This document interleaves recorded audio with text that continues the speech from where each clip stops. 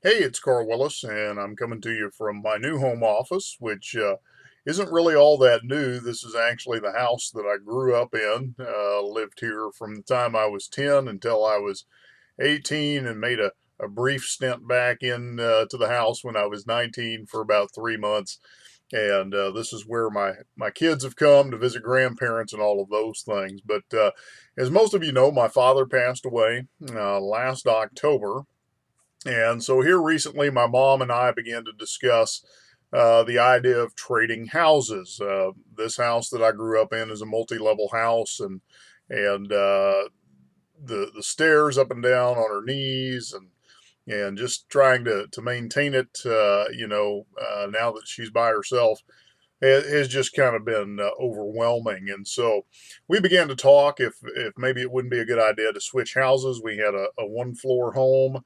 I really needed kind of a private office area so I could do stuff like make videos.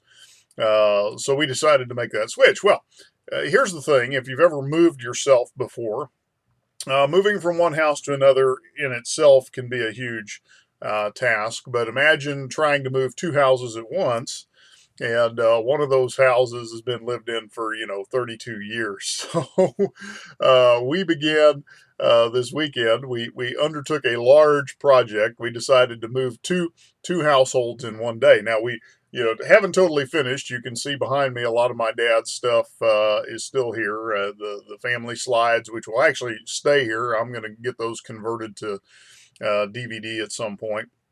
But what I want to get to is it would not have been possible without a little help from my friends. The Beatles saying, I get by with a little help from my friends. Well, that is so true. So this weekend I had a couple of friends who helped us. Jason and Drea, and fortunately, Jason works for a company that delivers fruit and vegetables to restaurants, and they allowed him to use one of their box trucks, their dollies, and so that made things easier. Steve, who is he's just a he-man. He had his hip replaced 3 months ago, and he's out here helping me move furniture this weekend. But needless to say, between the three of them, my wife and I, and my teenage son, and my daughter watching dogs, and the cat, we were able in an afternoon to get two households moved. Now, needless to say, I'm sore. It's a couple days later. The muscles still hurt, but we got it done. Everybody's under one roof. Not everything's put away. Still looking for stuff. I just, cleared a little workspace here in my dad's old office. There's still a lot of his stuff here that I have to, eventually go through.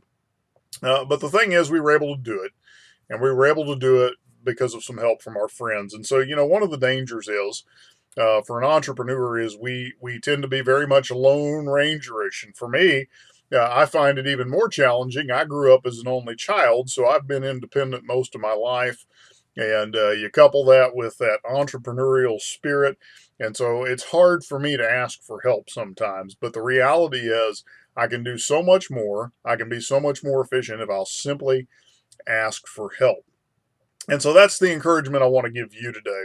If you're in leadership, if you're in business, and even in just your day to day life, don't be afraid to ask for help when you need it. Develop friendships and relationships where you can do that, where helping one another is just part of it. I'm a follower of Jesus Christ.